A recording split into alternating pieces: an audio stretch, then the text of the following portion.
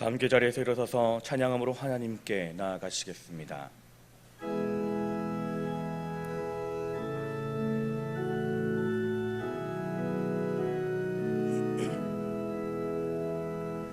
좋으신 하나님, 좋으신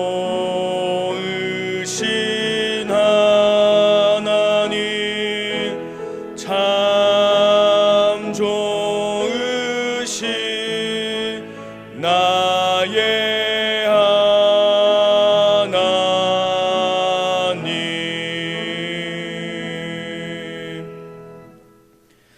만민들아, 우리 하나님을 송축하며 그의 찬양 소리를 들리게 할지어다. 그는 우리 영혼을 살려두시고 우리의 실족함을 허락하지 아니하시는 주시로다. 하나님을 찬송하리로다.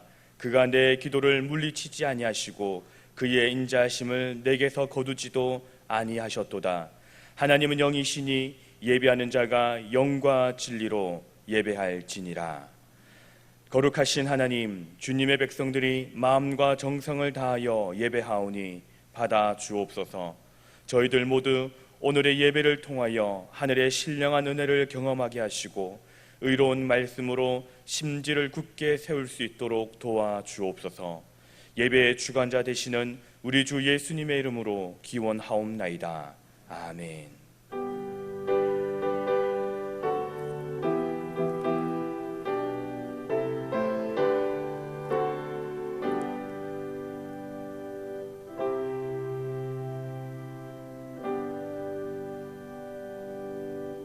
다 함께 찬송가 91장을 부르시겠습니다.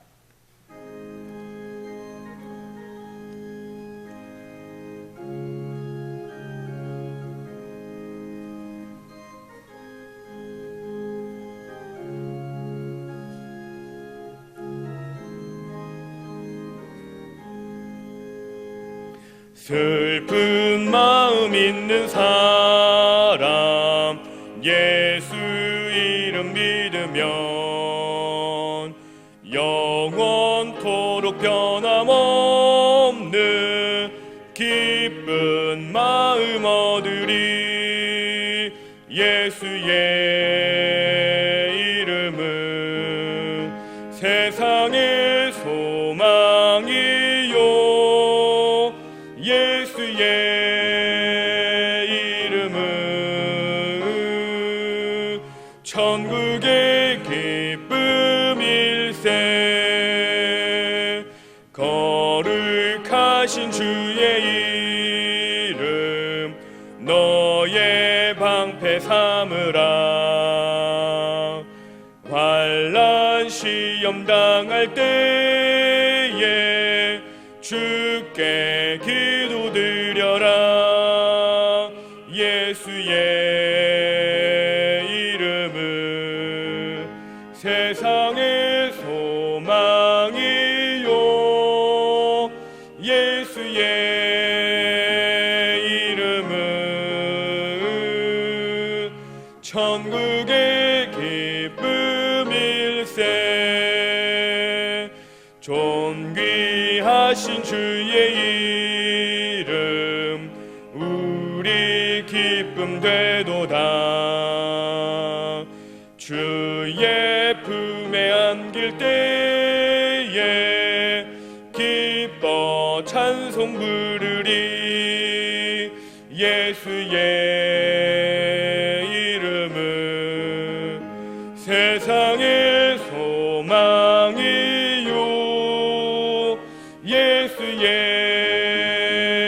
이름은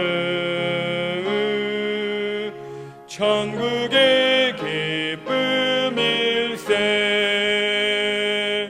우리 갈 길 다간 후에 보좌 앞에 나감. 왕의 왕께 경배하며 면류관을 드리리. 예수의 이름은 세상의 소망이요, 예수의 이름은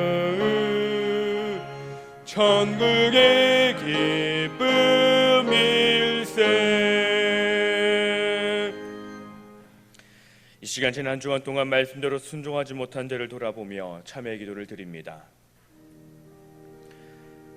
주님, 이 시간도 저희를 주님의 전에 불러주시고 주님을 예배케 하시니 감사드립니다. 주님, 먼저 주님을 예배하기 전 우리의 지난날의 죄악들을 이 시간 고백하며 나아갑니다.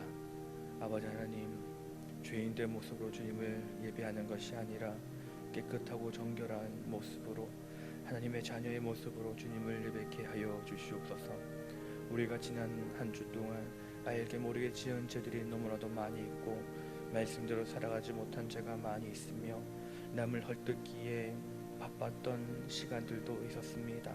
아버지 하나님, 말씀대로 살아가지 못하며 주님의 뜻대로 살아가지 못했던 지난날의 모든 죄악들을 용서하여 주시고 주님, 다시 한 번 더 주님 백성으로 새롭게 되는 이 예배 시간이 되도록 하여 주시옵소서. 주님,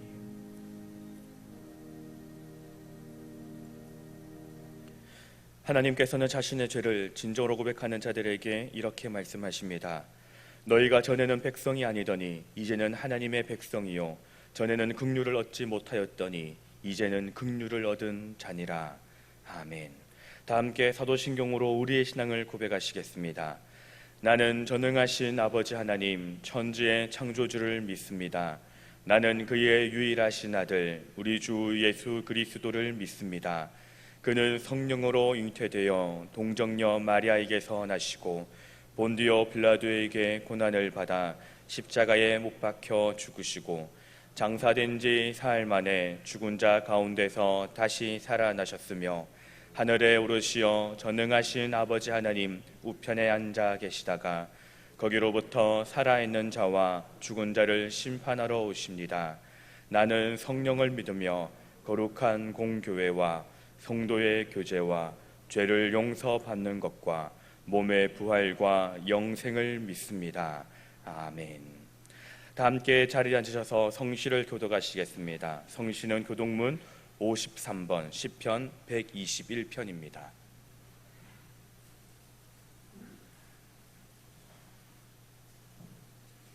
교독문 53번 시편 121편입니다.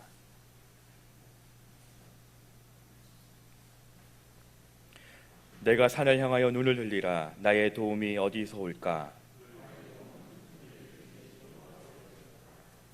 여호와께서 너를 실족하지 아니하게 하시며 너를 지키시는 이가 졸지 아니하시리로다.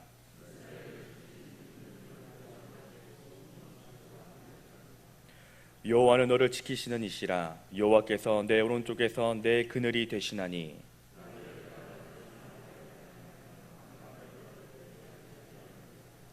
여호와께서 너를 지켜 모든 환난을 면하게 하시며 또 내 영혼을 지키시리로다.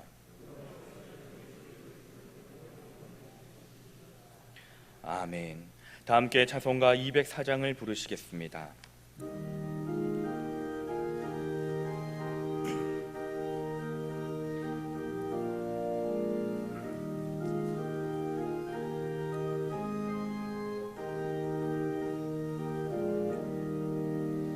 주의 말씀 듣고서 준행하는 자는 반석 위에 터 닦고 집을 지음 같아 비가 오고 물나며 바람 부딪혀도 반석 위에 세운 집 무너지지 않네. 잘 짓고 잘 짓세 우리 집 잘 짓세 만세 반석 위에다 우리 집 잘 짓세. 주의 말씀 듣고도 행치 않는 자는 모래 위에 터 닦고 집을 지음 같아 비가 오고 물나며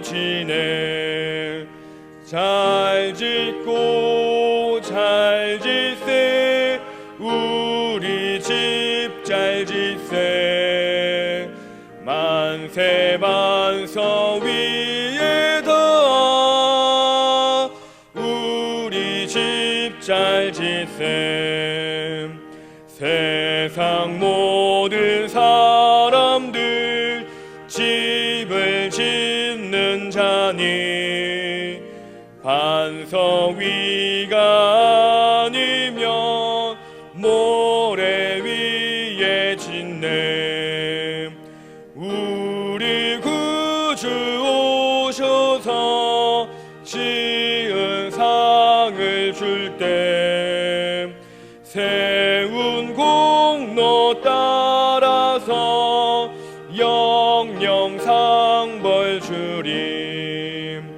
잘 짓고 잘 짓세 우리 집 잘 짓세 만세 반석 위에 더 우리 집 잘 짓세. 이 시간 기도하실 때에 유일아 집사님께서 기도 인도하시겠습니다.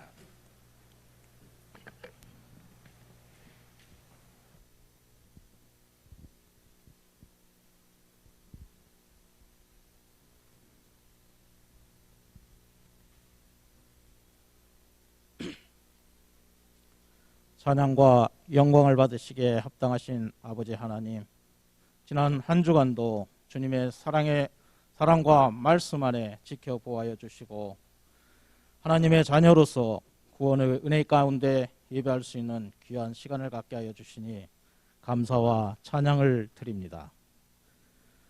지난 한 주간을 뒤돌아볼 때 우리는 거룩하고 정결하며 주님의 말씀을 좇아 순종하는 성도로서의 신실한 삶을 살지 못하였음을 이 시간 고백합니다. 저희의 모든 죄악과 허물을 주님께 고백하고 회개하오니 저희의 죄를 정결케 하여 주시고 세상 속에 사는 동안 굳건한 믿음 안에 주를 믿는 성도로서 부족함이 없는 거듭나는 삶으로 인도하여 주시옵소서. 우리 영도교회를 사랑하시는 아버지 하나님, 전 세계적으로 유행하는 코로나19 바이러스의 전파로 인해 온 나라와 국민이, 온 교회가 말할 수 없이 큰 어려움을 겪고 있습니다. 그러나 이 시련을 통하여 하나님의 진정한 뜻이 무엇인지 바로 알게 하여 주시고 신앙이 더욱 성숙하는 기회가 되게 하여 주시며 더욱더 기도와 말씀의 묵상을 통하여 이 어려움을 극복할 수 있도록 지혜와 능력을 더하여 주시옵기를 간절히 원합니다. 또한 우리 영도교회가 은혜관 중축 공사를 진행 중에 있으니 공사 중에 아무런 안전사고도 없이 모든 일이 계획하고 설계된 대로 순탄하게 공사가 마무리될 수 있도록 은혜를 더하여 주시고 교회를 중축해가는 과정 속에서 모든 성도들이 한마음 한뜻으로 힘을 모아 주시고 주님의 뜻에 따라 거듭나는 영도교회를 통하여 지역사회에 복음을 전파하고 나아가 세계 열방에 주님의 복음을 전파하는 복된 교회로 거듭날 수 있도록 성령께서 역사하여 주시옵소서.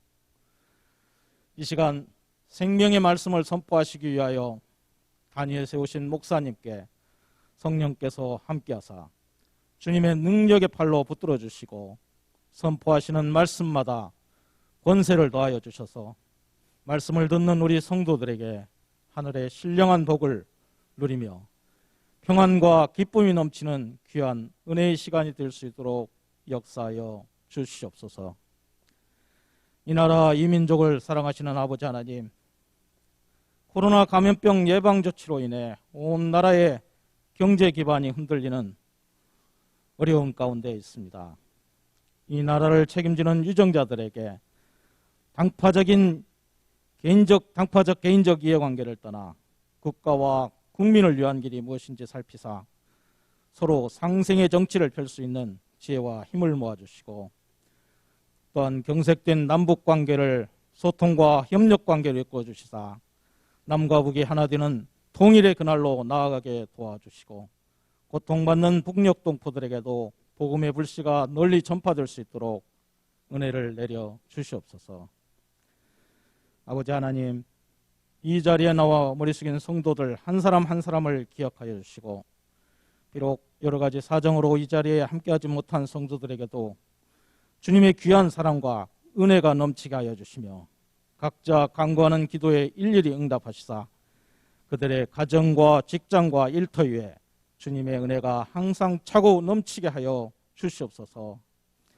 항상 보이지 않는 곳에서 수고하고 헌신하는 손길들 위에 주님께서 일일이 손잡아 주시고 주님께서 부어주시는 은혜가 차고 넘쳐나게 하여 주시며 예배하는 이 시간 성령께서 함께하여 주실 것을 간절히 믿사오며 우리를 구원하신 예수 그리스도의 이름으로 간절히 기도드렸습니다. 아멘.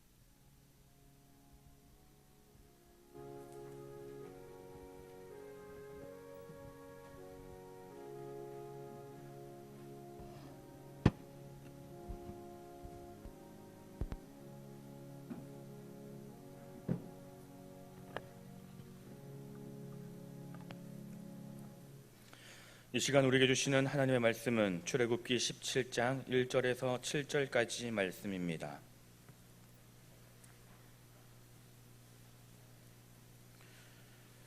구약성경 108쪽 출애굽기 17장 1절에서 7절까지의 말씀입니다.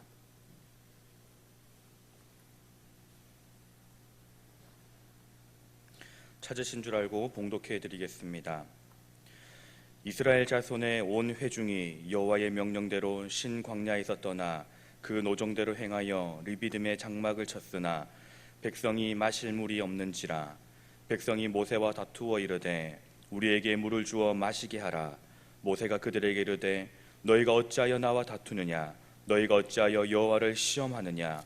거기서 백성이 목이 말라 물을 찾으매 그들이 모세에게 대하여 원망하여 이르되 당신이 어찌하여 우리를 애굽에서 인도해 내어서 우리와 우리 자녀와 우리 가축이 목말라 죽게 하느냐. 모세가 여호와께 부르짖어 이르되 내가 이 백성에게 어떻게 하리이까. 그들이 조금 있으면 내게 돌을 던지겠나이다. 여호와께서 모세에게 이르시되 백성 앞을 지나서 이스라엘 장로들을 데리고 나일강을 치던 내 지팡이를 손에 잡고 가라. 내가 호렙산에 있는 그 반석 위 거기서 내 앞에 서리니 너는 그 반석을 치라. 그것에서 물이 나오리니 백성이 마시리라. 모세가 이스라엘 장로들의 목전에서 그대로 행하니라. 그가 그곳 이름을 마사 또는 무리바라 불렀으니 이는 이스라엘 자손이 다투었으며 또는 그들이 여호와를 시험하여 이르기를 여호와께서 우리 중에 계신가 안 계신가 하였음이더라. 아멘. 이 시간 담임 목사님께서 반석에서 물이 나옵니다 라는 제목으로 말씀 증거하실 때 큰 은혜 받으시기 바랍니다.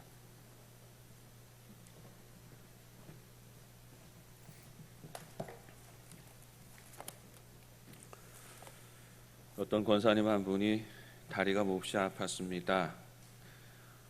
허리서부터 쭉 이어지는 모든 다리 부분이 저리고 아프고 견딜 수가 없었습니다. 참다 못하여서 병원을 찾아갔습니다. 그리고 선생님, 내가 다리가 아파서 견딜 수가 없습니다. 너무너무 저려서 견딜 수가 없습니다 하고 자기 증상들을 다 이야기해 주었습니다. 의사 선생님이 이야기를 잘 들었습니다. 어디가 아픈지 어떻게 아픈지 이야기를 잘 듣고 그러니까 어머님 사진을 한 장 찍어 봅시다 하고는 몇 차례 사진을 찍어서 정밀하게 원인을 찾았습니다. 의사 선생님이 말합니다. 어머니는 아픈 곳이 다리가 아니라 허리가 문제입니다. 허리 디스크가 너무 심한데 그것이 신경을 눌러서 다리가 아픈 겁니다. 당장에 허리 수술을 합시다 하더라는 겁니다. 의사 선생님이 말하니까 그런가 보다 하고 수술에 임했습니다. 그런데 참 신기한 것은 수술을 받고 났더니 그 다리 저린 것이 순식간에 다 사라져 버리더라 하는 것입니다. 환자는 항상 증상에 집착합니다. 내가 어디가 아픈지 어떻게 아픈지 거기에 대해서 매여서 거기에 붙들려서 살아갑니다.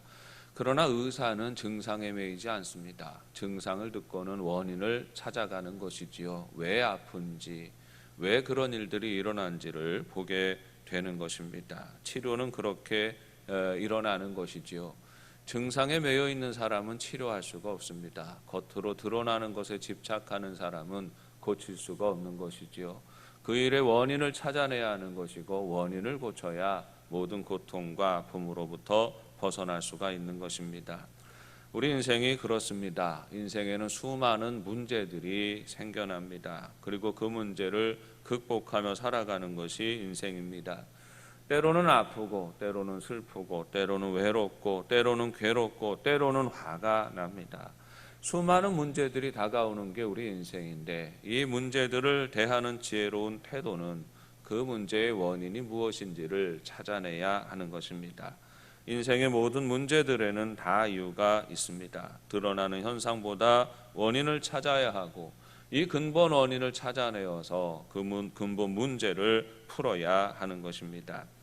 인생의 문제는 수도 없이 일어납니다. 때로는 물질의 문제가 생겨나기도 하고 때로는 건강의 문제가 생겨나기도 합니다.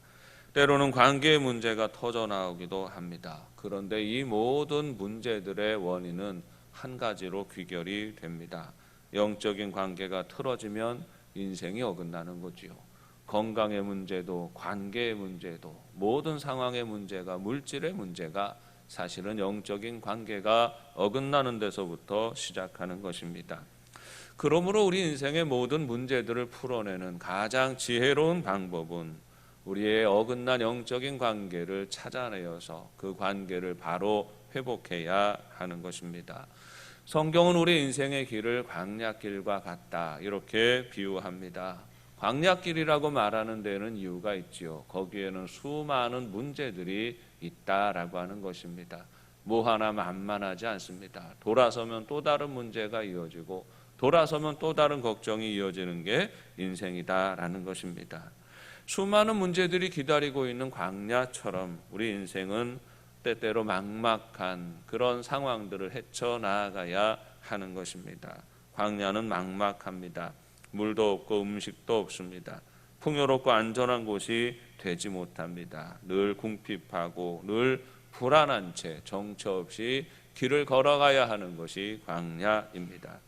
광야에는 넉넉하지 않습니다. 물도 없습니다. 양식도 없습니다. 그 길을 가는 가장 중요한 원칙이 무엇입니까? 광야길을 갈 때에는 구름 기둥과 불 기둥을 바라보며 가야 한다는 것입니다. 인도자 되시는 하나님을 바라보아야 하고 놓치지 말아야 갈 수 있는 길이라는 말입니다. 애굽에서 살던 이스라엘 백성들이 모세의 인도를 따라서 애굽을 떠납니다. 약속의 땅 가나안 땅을 향해서 출발합니다. 그런데 그들은 예상하지 못했지만 그 광야에서 40년의 세월을 지나가게 됩니다. 그곳은 메마르고 척박한 곳입니다. 애국과는 전혀 다른 상황에서 살아가게 됩니다. 문제들은 사람을 나누게 되지요. 갑자기 다가오는 문제들을 대하면서 사람은 나누어집니다. 믿음으로 사는 인생이 있고 믿음을 버리는 인생이 있습니다. 불신자는 불평하게 됩니다. 광야길을 마주할 때에 믿음이 없는 이들은 불평이 터져 나옵니다. 광야길을 가면서 불평하는 사람들은 그 길이 행복하지 않지요. 불평하는 이스라엘 백성들은 늘 애굽으로 돌아가는 것을 꿈꿉니다. 이전의 삶으로 다시 가자, 되돌아가자, 다시 죄짓는 삶으로 돌아가자라고 주장하는 것입니다. 애굽에서 살 때가 좋았지라고 외치며 그 길을 걷는 것이지요. 그렇게 인생을 걷다가 그 광야에서 불행해지는 것입니다. 그러나 신앙인들은 그 길에서 기도합니다. 기도할 때 역사를 경험하게 되지요. 광야길에서 하나님의 은혜를 경험하게 됩니다. 하나님의 능력을 보게 됩니다. 믿음으로 살았던 이스라엘 백성들은 광야의 반석에서 물이 터져 나오는 것을 경험합니다. 하늘에서는 만나가 내리는 것을 경험합니다. 40년이라는 세월을 살아가는데 그 옷이 헤어지지 아니하고 그 신발이 닳지 않는 놀라운 역사를 경험하게 되는 것입니다. 광야는 척박하지만 광야는 하나님의 은혜가 있는 곳입니다. 우리 인생은 불안하고 염려가 가득하지만 우리 인생은 하나님의 은혜가 있는 곳입니다. 그래서 그 인생 가운데 우리는 하나님을 경험해야 하는 것입니다. 광야 같은 인생은 믿음으로 살아야 합니다. 문제가 생길수록 더 굳건히 믿어야 하는 것입니다. 우리 영도의 가족들이 불안하고 걱정되고 막막한 상황이 다가올 때마다 더욱 굳건히 믿는 삶이 되시기를 바랍니다. 더욱더 굳게 믿음으로 우리 하나님을 바라보고 주의 이름을 부르며 승리하는 삶이 되시기를 바랍니다. 이스라엘 백성들이 모세의 인도를 따라서 애굽을 떠나갑니다. 그들은 홍해를 만나게 됩니다. 하나님의 능력으로 이스라엘 백성들은 그 바다를 건너게 됩니다. 그리고 그들이 마주한 광야가 수루 광야라고 합니다. 홍해를 따라 이어지는 이 광야는 애굽어로는 에담 광야라고도 불리우는 곳입니다. 두 단어의 뜻이 모두 성벽이라는 그런 의미를 가지고 있습니다. 이 수루 광야는 애굽의 입장에서 보면 성벽 같은 광야예요. 얼마나 척박하고 얼마나 지나가기가 힘이 든지 외세가 들어올 수 없는 곳이라는 거예요. 거기를 지나올 수가 없어요. 외국의 군대가 애굽을 치러 올 때도 그곳을 지나올 수가 없는 곳입니다. 성벽처럼 그 광야가 놓여 있다는 그런 의미가 있는 것입니다. 한 걸음 떼기도 힘겨운 곳이지요. 얼마나 찌는 듯한 그 더위가, 무더위가 강하게 그곳에 있는 사람들을 괴롭히는지 모릅니다. 이곳 수루를 걸어서 이스라엘 백성들이 마라에 도착하게 됩니다. 가지고 나온 음식도 떨어지고 물도 떨어질 무렵에 마라에 도착하게 되는데, 마라는 겉보기에는 마치 오아시스 같은 곳입니다. 종려나무들이 많이 서 있고 곳곳에 물웅덩이가 있는 곳입니다.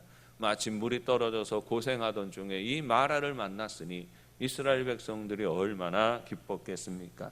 그런데 달려가서 그 물을 마시려고 길어보니 그 물이 써서 마시지 못하는 지경에 이르게 됩니다.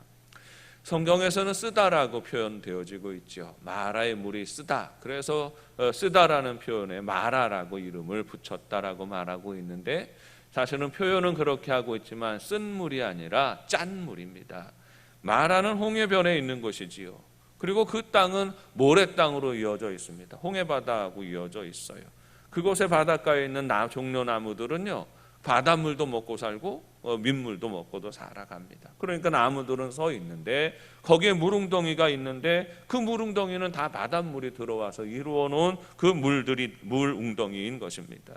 백성들이 그 물을 확인하고 좌절합니다. 그리고 원망합니다.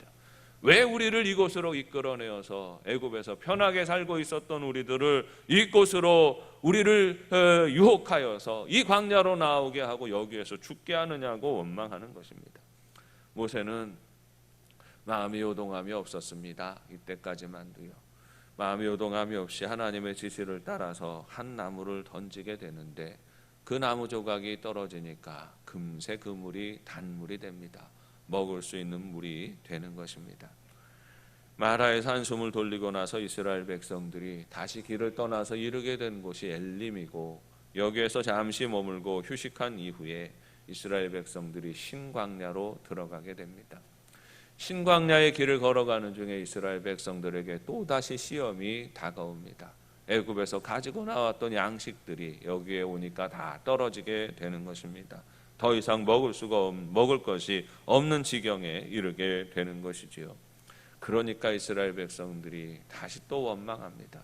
불평하고 또 원망하는 것이지요. 이 백성들의 불평을 품고서 모세는 기도합니다. 하나님, 이 백성들이 먹을 것이 없으니 원망하고 먹을 것이 없으니 시험에 듭니다. 어찌합니까? 하나님께서 모세의 기도를 들으시고 응답하십니다. 신광야에서부터 만나가 내리고 메추라기가 내리기 시작합니다. 하늘에서 양식이 떨어져서 이스라엘 백성들은 그 양식을 먹으면서 이제 이후로의 광야길을 걸어가게 되는 것입니다. 거기에서 이스라엘 백성들이 만나와 메추라기를 먹고 배불렀는데, 하나님은 거기에 두지 않으시고 이스라엘 백성들을 독촉하시지요. 그래서 오래 지체하지 못하고 그대로 움직여서 보름 만에 시내산에 이르게 되는데, 이 시내산에 나아가는 중에 그 여정에서 만나게 되는 곳이 르비딤이라는 곳입니다. 그리고 여기에서 또 다른 문제가 발생하게 되는데, 엘림에서부터 준비하였던 물이 다 떨어지는 것입니다. 더 이상 마실 물이 없었던 것이지요.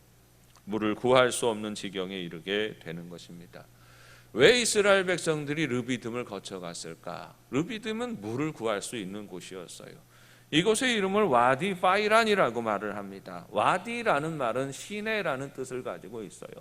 시내인데 이 시내이긴 하지만 이 건기에는 물이 마르고 우기에는 물이 흐르는 그런 시내를 와디라고 말합니다. 그래서 이곳에 가면 건기에도 곳곳에 물웅덩이가 있고 샘이 있는 그런 곳으로 알려져 있었습니다. 그런데 이스라엘 백성들이 이곳에 이르렀을 때에는 그 샘도 마르고 그 물웅덩이의 물도 말라 있는 그런 지경에 이 르비딤에 도착하게 되는 것입니다. 우리가 인생을 살아가다가 보면 충분히 우리가 계산하는 것이 있습니다. 우리가 이만큼 하면 되겠지, 어디까지 가면 되겠지라고 계산하고 가지만 그러나 정작 그만큼을 해도 그것이 우리에게 만족을 주지 못하고 우리의 어떤 문제를 풀어내 주지 못하는 그런 경우를 만날 때가 많이 있습니다. 이스라엘 백성들에게 르비딤이 바로 그런 곳이지요. 이스라엘 백성들이 여기에 이르렀는데 물이 없습니다. 거기에만 가면 물을 얻을 줄 알았는데 거기에 가도 물이 없는 상황이 된 것입니다.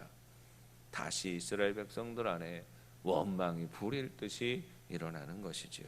믿음이 없는 사람들의 태도가 선명하게 드러나는 순간입니다.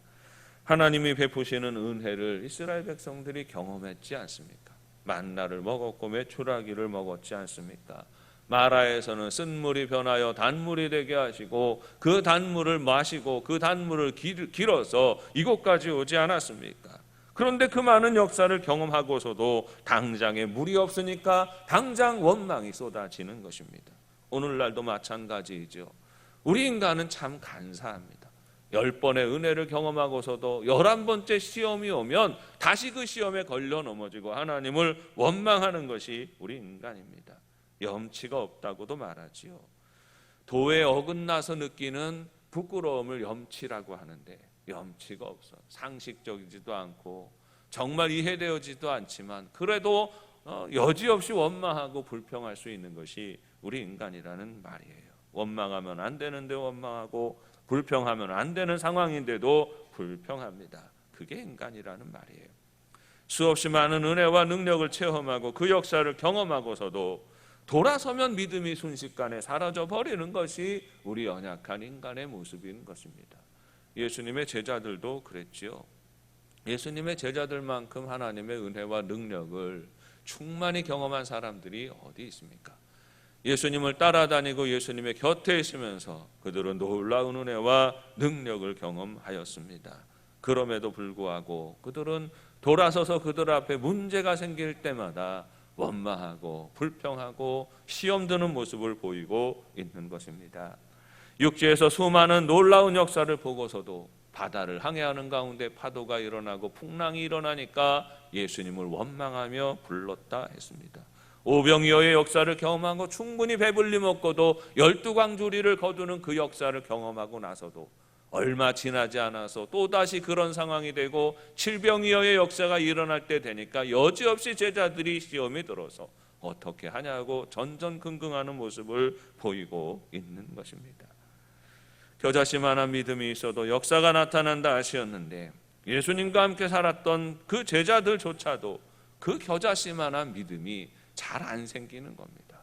그래서 늘 몸부림치고 돌아서서 실패하고 돌아서서 넘어지고 하는 일들을 반복하고 있는 것입니다. 그래서 우리 주님이 화가 나시죠. 예수님이 변화산에서 내려오셨는데 모여있던 제자들 안에서 문제가 생겼습니다. 한 귀신 들린 아이를 데리고 아버지가 와서 예수님을 만나려고 왔는데 예수님이 마치 안 계시니까 제자들에게 고쳐달라고 했는데 기도해달라고 했는데 제자들이 능히 그 귀신을 쫓아내지 못하고 전전긍긍하고 있는 모습을 보시는 것입니다. 그래서 그렇게 연약한 그 믿음, 겨자씨만한 믿음도 가지지 못하는 제자들에게 예수님이 화를 내시지요. 믿음이 없고 패역한 세대여, 내가 얼마나 너희와 함께 있으며 얼마나 너희에게 참으리요, 그를 이리로 데려오라. 이렇게 말씀하십니다. 제자들에 대해서 답답함을 표현하시는 것입니다. 그런데 여러분, 그게 인간이지요. 광야에서 시험 드는 이스라엘 백성들처럼 수없이 많은 역사와 능력을 경험하고서도 믿음 가지지 못하는 제자들처럼 우리 인간은 연약한 것입니다. 오늘 우리의 믿음도 자랑할 믿음이 아니다라는 것입니다. 우리는 여전히 연약합니다. 우리는 수없이 많은 하나님의 능력과 은혜를 경험하며 살았습니다. 그럼에도 불구하고 우리는 돌이켜 문제가 생길 때마다 다시 걱정하고 다시 근심하고 다시 염려에 매여서 주님을 온전히 부르지 못하고 살아갈 때가 많이 있는 것입니다. 사랑하는 여러분, 항상 믿음이 문제를 극복합니다. 믿음으로 모든 문제가, 인생의 문제가 풀어지는 것입니다. 여러분, 인생은 믿음이 문제입니다. 우리는 다시 그 믿음을 가져야 하고 이 믿음의 문제를 풀어내어야 하는 것입니다. 믿음은 기도하게 합니다. 겨자씨만한 믿음이 있으면 문제가 생길 때 불평하지 아니하고 원망하지 아니하고 탓하지 아니하고 문제가 생길 때에 엎드려 기도하게 되는 것입니다. 하나님은 살아계신 하나님이시고 여전히 기도를 들으시는 분이십니다. 광야에서 양식이 떨어지고 물이 떨어지는 그 순간은 언제나 다가오는 상황이었습니다. 그러면 그때마다 기도하라 요구하시는 것입니다. 믿음으로 사는 이는 기도하는 사람이에요. 어려워서 기도하고 가난해서 기도하고 병들어서 기도하는 겁니다.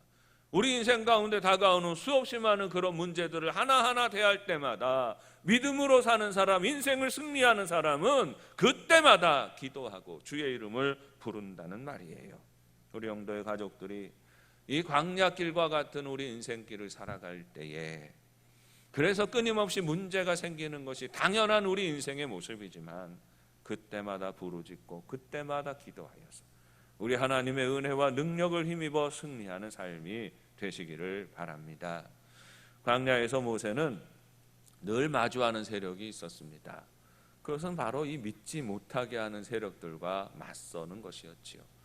여러분, 신앙생활 한다는 게 뭡니까? 믿지 않는 세력과 맞서서 그럼에도 불구하고 믿음을 지키고 살아가는 것이 믿음으로 살아가는 것이지요.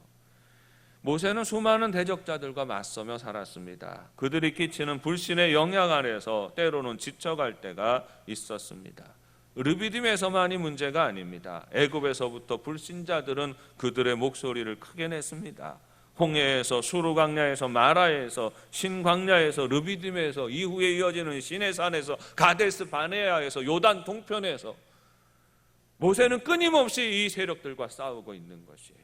하나님을 불신하고 기도가 뭐 대수냐? 하나님을 불신하고 믿음의 삶을 버리려고 하는 세력과 끊임없이 맞서 싸워야 했던 것입니다. 여러분, 그런데요, 그게 우리 인생입니다. 믿음으로 우리가 인생을 살아가는 것은 끊임없이 믿지 못하게 하는 생각과 유행과 그 도전들과 맞서서 싸우는 것입니다. 믿음으로 살아가기 시작하면 우리는 끊임없이 그 소리들과 싸워야 합니다. 그 소리는 우리의 소리일 수 있지요. 우리의 내면에서부터 일어나는 그런 영적인 싸움일 수도 있습니다. 주님의 교회와 가정 안에서 일어나는 순종과 불순종의 싸움일 수도 있습니다.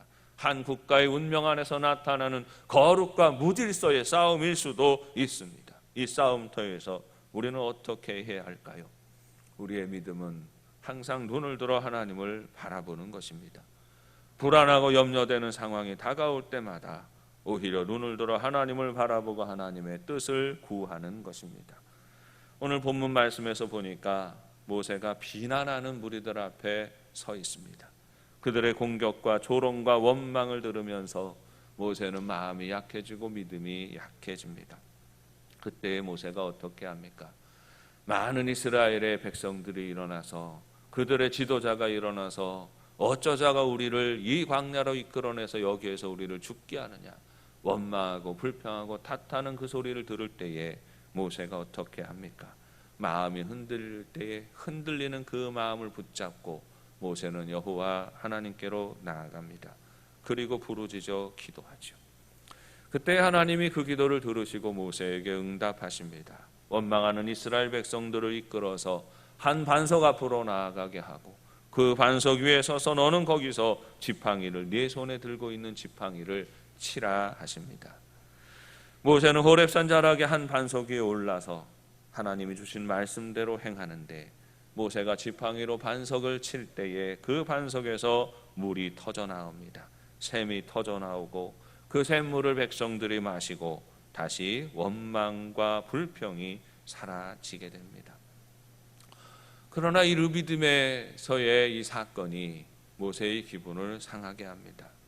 이스라엘 백성들을 향하여서 실망한 것이지요. 어쩌면 이렇게 또다시 반복하여서 시험 들고 원망하고 하나님을 불신하는가. 이스라엘 백성들에게 실망합니다. 그리고 그것의 이름을 시험하다라는 그 의미를 가지고 있는 맞사라 부르게 되고 또 다투다라고 하는 그 의미를 가지고 있는 무리바라고도 부르는 것이죠. 이것은 맞사다. 이것은 무리바다. 너희가 하나님을 대적하고 하나님을 대항하여 다투고 시험하였다. 이렇게 말하는 것이지요. 그것을 기억나게 하는 것입니다. 모세의 인생이 그런 인생이었습니다. 수없이 일어나는 불평과 원망과 이 불신앙과 싸워야 했던 것입니다. 여러분, 오늘 우리가 믿음으로 산다는 것이 그렇습니다. 끊임없이 일어나는 불신앙과 싸우는 것입니다. 하나님이 여전히 계시고 하나님이 여전히 살아계심에도 불구하고 하나님이 어디 계시냐고 묻는 이 질문과 싸우는 것이죠. 하나님을 대적하고 불평하고 원망하고 손가락질하는 세력과 싸우는 것입니다. 우리는 이 불신과 맞서야 하는 것이고 싸워야 하는 것이고 이겨야 하는 것입니다. 어떻게 싸울까요? 모세는 하나님 앞에 섰습니다. 그때 하나님께서 모세에게 지혜를 주시지요. 우리 하나님이 응답하시고 말씀하십니다. 뭐라고 말씀하십니까? 네 지팡이를 손에 쥐어라 하십니다. 여러분, 우리가 모세에 대해서 상상으로 그림을 그리면 떠오르는 이미지가 무엇입니까? 모세가 서 있죠. 할아버지처럼 수염을 이만큼 기르고 서 있든지 어떻든지 모세가 서 있지 않습니까? 그런데 모세의 손에는 무엇이 있어요? 모세의 손에는 지팡이가 있습니다. 모세의 상징은 지팡이죠. 그런데 이 지팡이가 어디서 온 지팡이입니까? 출애굽기 4장 17절 말씀에 보면 하나님께서 모세에게 이 지팡이를 주십니다. 지팡이를 주실 때 거기에 상징적인 의미를 담아주시지요. 너는 이 지팡이를 손에 잡고 이것으로 이적을 행할지니라 하셨어요. 모세를 부르시고 사용하실 때 그냥 보내시는 것이 아니라 모세의 손에 지팡이를 쥐어주셨다는 것입니다. 너는 이 지팡이를 쥐고 이적을 행하라 하신 거예요. 너는 이 지팡이를 쥐고 기도하여 송해 바다를 가르고 너는 이 지팡이를 쥐어서 기도함으로 마라의 쓴물을 단물로 바꾸고 너는 이 지팡이를 쥐고 기도함으로 신광야에서 만나와 메추라기를 내리게 하고 너는 이 지팡이를 쥐고 물이 떨어진 곳에서 그 반석을 쳐서 거기에서 물이 나게 할지어다. 이미 하나님은 모세를 부르실 때에 그렇게 말씀하신 것이에요. 이 지팡이가 상징적인 의미가 있습니다. 여기에는 하나님이 동행하신다 하시는 의미가 있어요. 지팡이를 주실 때 네가 이 지팡이를 쥐고 나아갈 때에 내가 너와 함께 할 것이다. 내가 너를 도와줄 것이다. 이렇게 말씀하시는 것입니다. 모세는 손에 지팡이를 쥐어야 모세이지요. 모세가 손에 지팡이를 쥐는 것은 바로 함께 하시는 하나님을 의지하며 살아가는 것입니다. 그리스도인들이 하나님의 능력을 힘입어서 살아가는 것은 하나님이 오늘 나와 함께 하신다는 이 분명한 고백과 확신 위에서 사는 거예요. 모세가 손에 지팡이를 쥐고 있는 것은 하나님이 지금 나와 함께 하신다라고 하는 믿음의 확신입니다. 그리스도인은 이 확신이 있어야 되는 것이죠. 하나님이 내가 예수 그리스도를 고백할 때 하나님이 나와 함께 하시고 하나님이 역사하신다는 이 믿음이 있어야 하는 것입니다.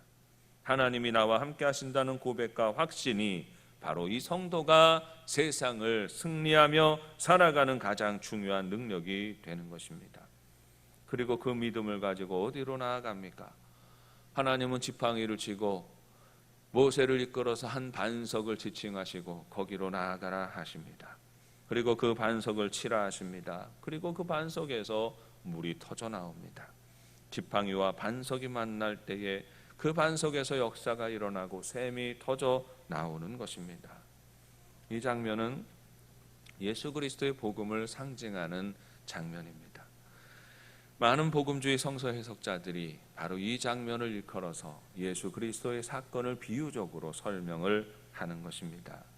그래서 오늘 본문의 장면을 바울도 인용을 하고 있지요. 고린도전서 10장 4절 말씀을 보면 다 같은 신령한 음료를 마셨으니 이는 그들을 따르는 신령한 반석으로부터 마셨음에 그 반석은 곧 그리스도시라 했습니다. 광야길을 걸어가던 이스라엘 백성들이 다 같이 음료를 마셨는데, 물을 마셨는데 이 물을 신령한 음료다 이렇게 지칭하고 있지요. 그런데 이 반석이 무엇입니까? 이 반석이 곧 그리스도이시라고 바울은 해석하고 있는 것입니다. 광야 같은 인생길에서 생수를 주시는 분이 바로 그리스도 예수이시다라는 거예요. 우리 인생을 살아갈 때에 우리 인생의 생명을 공급하시는 분이 예수 그리스도입니다. 예수님만이 우리를 살리시고 예수님만이 우리를 붙드시고 예수님만이 우리 인생을 치유하시는 분이시라는 것을 말씀하고 있는 것입니다. 모세는 지팡이를 가지고 가서 그 반석을 쳤습니다. 이 행위가 의미하는 것이 무엇이겠습니까? 하나님이 함께 하시고 능력의 하나님이 나를 도우신다는 이 믿음으로 주 예수 그리스도의 이름을 부르고 의지할 때 거기에서 생수가 터져 나오는 것이고 거기에서 생명이 공급되어지는 것이고 거기에서 충만한 은혜가 우리 삶 가운데 쏟아져 나오는 것입니다. 반석 위에 서는 것은 예수 그리스도를 나의 주 나의 하나님으로 고백하는 것입니다. 우리 인생의 생수는 그렇게 터져 나오는 것이에요. 믿음으로 예수를 부르고 믿음으로 그리스도를 의지할 때에 우리의 인생은 살 길이 열리는 것입니다. 양식이 떨어지고 물이 마를 때마다, 우리 인생이 위기에 처할 때마다 믿음은 반석 위로 나아가게 합니다. 왜냐하면 그 반석 위에 나아가야 거기에서 문제가 풀어지기 때문이죠. 가정이 어렵고 사업이 어렵고 자녀들이 걱정되고 나라가 걱정되고 그런 상황들이 생겨날 때마다 불평하고 원망하는 사람은 길을 찾을 수가 없습니다. 항상 길은 반석 위에 있습니다. 항상 길은 예수님이십니다. 생수는 반석 위에서 터지는 것이죠. 우리 영도 가족들이 문제가 생길 때마다 불평하고 원망하고 누군가를 탓하고 그렇게 어리석게 살아가는 삶이 아니라 손에 지팡이를 다시 쥐고 반석이신 예수 그리스도 앞에 나아가 그 앞에 머물고 그 은혜를 힘입어서 늘 승리하는 삶이 되시기를 주님의 이름으로 부탁드립니다. 기도하겠습니다. 하나님 아버지 은혜를 감사합니다. 우리 인생의 참된 소망이 어디에 있는지 다시 한번 깨닫습니다.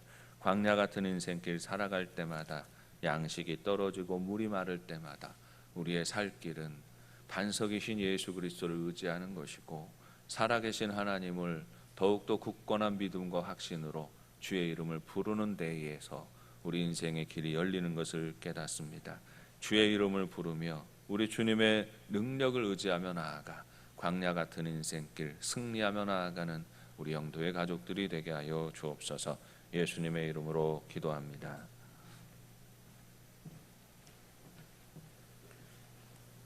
다 함께 찬송가 410장을 부르시며 준비하신 예물을 봉헌하시겠습니다.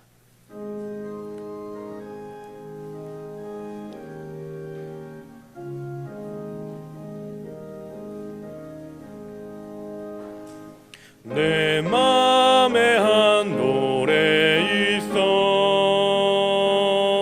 날 즐겁게 늘 부르네. 이 노래를 부를 때에 큰 평화 임하도다.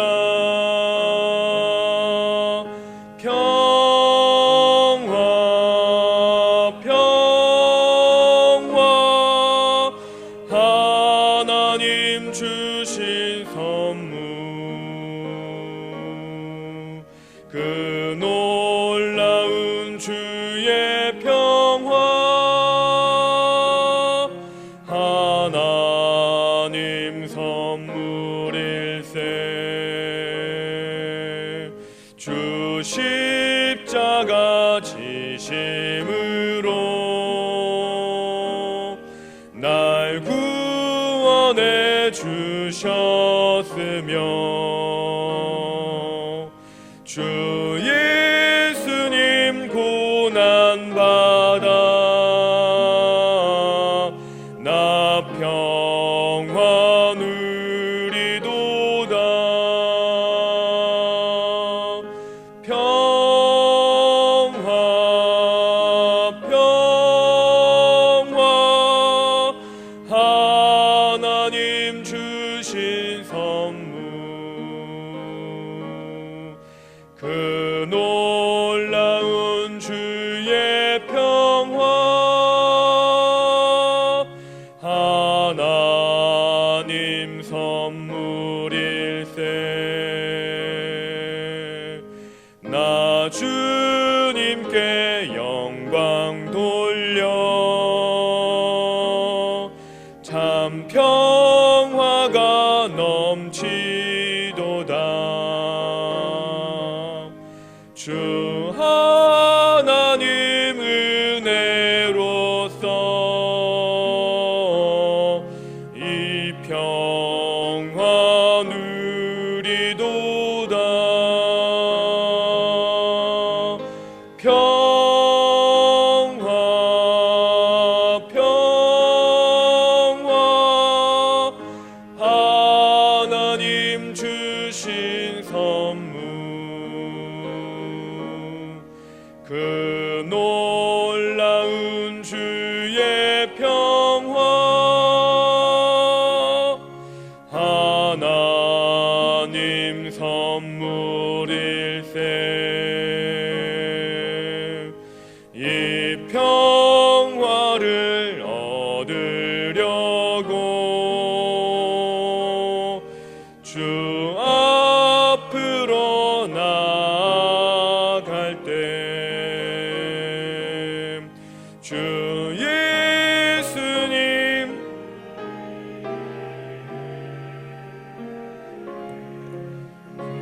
평화 주리로다. 평화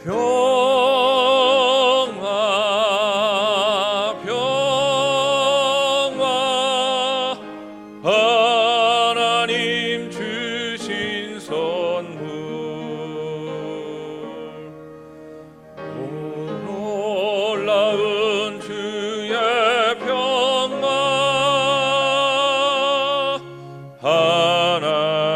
하나님 선물일세.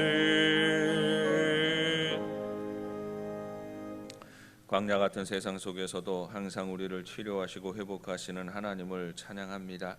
양식이 없고 물이 없는 광야길 걸어갈 때에도 불평하고 원망하는 어리석은 삶이 아니라 더욱 살아계신 하나님을 기억하며 믿음으로 그리스도의 반석 위에 나아가 엎드려 그리스도의 반석에서 샘이 터져 나오는 것을 경험하는 삶이 되게 하여 주옵소서. 광야에서도 늘 하나님의 은혜를 맛보게 하시고 그 은혜를 지키고 누리며 승리하는 삶이 되게 하여 주옵소서. 이 시간 주님의 것을 구별하여 예물을 드립니다. 드리는 손길마다 주님의 위로와 축복이 넘치게 하옵소서. 믿음의 가정마다 복 주셔서 평강하게 하여 주옵소서. 온 가족이 한 믿음과 한 고백으로 예수를 주로 고백하게 하여 주옵소서. 부부간에 더욱 정이 깊어지게 하시고 사랑하는 자녀들이 믿음의 전승을 이루어 모든 삶의 자리에서 주님을 고백하며 주님 더욱 사랑하는 삶이 되게 하여 주옵소서. 믿음의 기업을 통하여 물질의 복이 풍성하게 하시고 지금도 육신의 질고 중에 있는 이들마다 친히 찾아가 주시어서 주님의 능력의 손 보혈의 손으로 어루만져 주시사 고쳐 주옵소서. 항해하는 선원 가족들의 안위를 지켜주시고 먼 타향에서 생업의 기반을 잡아가는 우리 자녀들도 평강케 하옵소서. 주님의 몸된 영도교회를 더욱 거룩하게 하시고 늘 성령님이 운행하시는 교회 되게 하옵소서. 이곳에 생명수 샘 근원이 마르지 않게 하시고 주님의 교회를 통하여 이 땅 가운데 하나님의 나라가 더욱 확장되어지는 역사가 있게 하여 주옵소서. 예수님의 이름으로 기도드립니다. 교회 소식은 주보를 참고해 주시기를 바랍니다. 사회적 거리두기 체제 속에서 예배가 진행되어지고 있습니다. 정부 방침에 따라서 예배 인원은 50명으로 제한이 되어지고 신청자에 한하여서 예배 드릴 수가 있겠습니다. 예배는 3부 예배로 진행이 되겠습니다. 9시, 11시, 오후 1시 3부로 예배가 진행이 되어지니까 우리 성도님들이 편리한 시간에 미리 말씀하시고 예약하시고 예배에 참여해 주시기를 바랍니다. 교회 여러 방침들에 잘 협조해 주시고 이 상황 속에서 예배 시간들을 또 잘 지켜주시기를 바랍니다. 다음 주에서부터는 우리 교회학교 예배도 조심스럽게 재개하려고 합니다. 아마 다른 프로그램들은 가지지 못하고 당분간은 예배만 이렇게 진행이 되어야 할 것입니다. 이것도 지난 주간에 변화가 있었던 것이고요. 교회 안에 공간이 여러 공간이 있는데 공간을 다르게 하는 경우에 또 이렇게 50명 이하의 예배가 허용이 되었습니다. 그런 상황 속에서 교회학교 예배를 재개하니까 우리 교사들도 각 부서를 이끄는 전도사 교역자들과 교사들도 또 최선을 다해서 또 지킬 것들 잘 지키면서 예배를 진행해 주시기를 바랍니다. 당분간 차량 운행은 하지 말라는 그런 부탁이 있어서 차량 운행은 하지 못합니다. 그 점에 대해서 양해해 주시고, 왜냐하면 차량 운행을 하게 되면 또 밀접하게 붙어서 와야 되잖아요. 봉고차 안에서 접촉이 이루어지니까 그것에 대한 염려가 있어서 차량 운행하지 마시라고, 식당 운영하지 마시라고 콕 찍어가지고 이렇게 정부에서 명령이 내려온 사항입니다. 그러니까 여러분 어떤 교회는 그래도 해요. 그래도 하고 어떤 교회는 그냥 그래도 마스크 없이도 그냥 막 예배하고 그러는데 또 우리가 그렇게 모이는 교회에 대해서 판단할 건 아니고요. 그냥 우리는 지켜야 될 거를 지키는 겁니다. 그러니까 우리 교우들도 또 이 부분에 대해서 협조해 주시기를 바랍니다. 모임 광고 살펴주시기를 바라고요. 제2차 성경 천독 운동 진행되고 있습니다. 김옥기 집사님, 신기순 집사님, 이목단 권사님 보고하셔서 16독재 진행이 됩니다. 참 감사한 일인데 무명으로 또 우리 교회 오실 때마다 예배만 드리고 바로 돌아가시는 이런 상황이니까 안타까우시고 그러시고 또 감사하심으로 오늘은 이제 떡을 좀 제공해 주신다고 합니다. 예배 마치고 돌아가실 때에 떡 한 덩이씩 가져가셔서 기쁨으로 나누어 주시기를 바랍니다. 내일부터 양일간 우리 대한예수교 장로회 통합교단의 총회가 서울의 도림교회에서 진행이 됩니다. 원래는 이 총회를 하게 되면 총대가 1,500명입니다.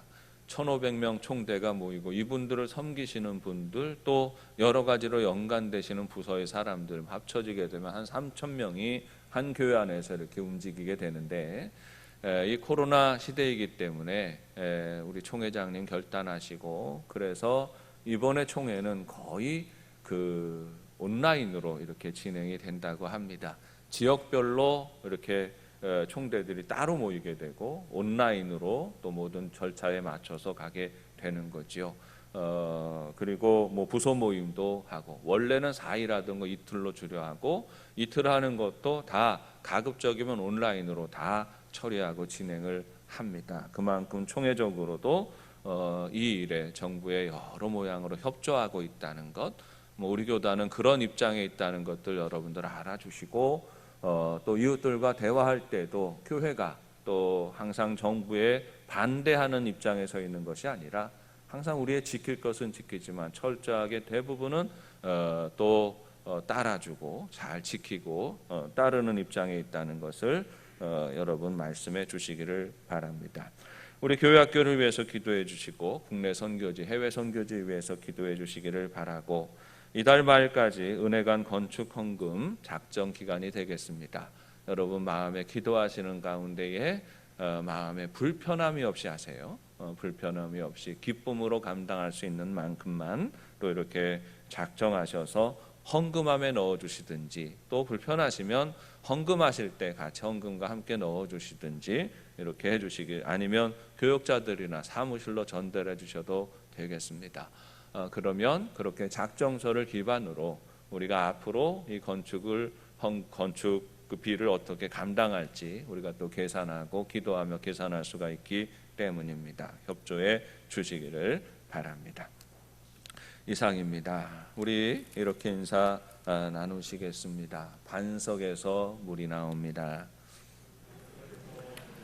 예수님께 생명이 있습니다. 사랑하는 여러분, 수없이 많은 문제들이 거듭해서 이어지는 것이 우리 인생입니다. 하나 넘어서면 또 다른 문제가 생기고, 양식이 해결되니 물이 떨어지고, 또 물이 떨어지니 적국이 나타나고, 수많은 것이 광야길의 이스라엘 백성들이 경험했던 것처럼 우리 인생은 수많은 걱정과 염려와 시련과 환난이 이어지는 것이 우리 인생입니다. 그것이 왜 인생이 그러느냐고 불평하는 사람들은 지혜롭지 못한 사람들이지요. 지혜로운 사람들은 그 문제를 대할 때마다 기도합니다. 모든 인생의 다양한 문제들, 그 문제들을 풀어내는 그 중심에 예수님이 계십니다. 지혜로운 자는 반석으로 나아가고 반석이신 예수님을 의지하고 그 예수님의 그 은혜와 능력을 붙들고 살아갑니다. 우리 영도의 가족들이 또 한 주간 살아가는 동안에도 하나님의 큰 은혜를 경험하는 삶이 되시기를 바라고, 모든 문제들이 가득한 게 우리 인생이지만 그 인생 속에서 예수 이름 의지하고 승리하는 삶이 되시기를 축복합니다. 다 함께 자리에서 일어나서 파송의 노래 함께 부르십니다.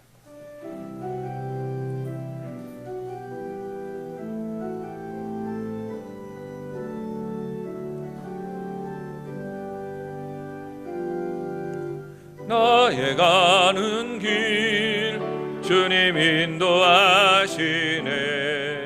그는 보이지 않아도 날 위해 일하시네. 주 나의 인도자 항상 함께 하시네. 사랑과 힘 베푸시며 인도하시네.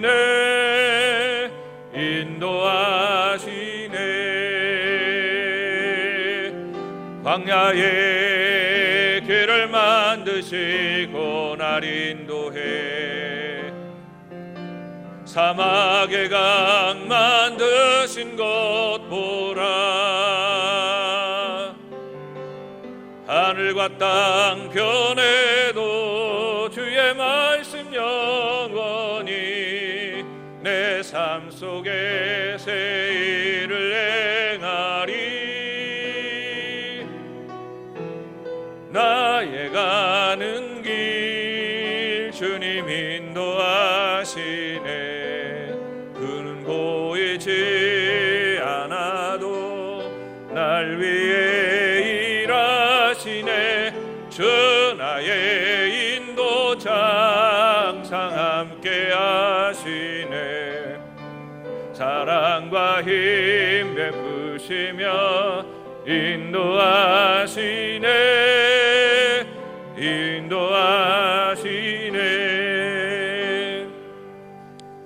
지금은 우리 주 예수 그리스도의 은혜와 하나님 아버지의 크신 사랑하심과 성령의 교통하시며 인도하심이 광야와 같은 우리 인생길 수많은 문제들이 연이어지는 그런 삶의 자리에서 겸손히 엎드리며 모든 문제의 원인이 우리 주님께, 주님 앞으로 나아가는 데서 풀어진다는 것을 늘 기억하며 반석이신 예수님 앞으로 나아가 또 우리 주님이 공급하시는 그 생수를 공급받고 믿음으로 승리하기 원하는 사랑하는 영도의 온 교우들 위해 이제부터 영원까지 함께 하시기를 간절히 축원하옵나이다. 아멘.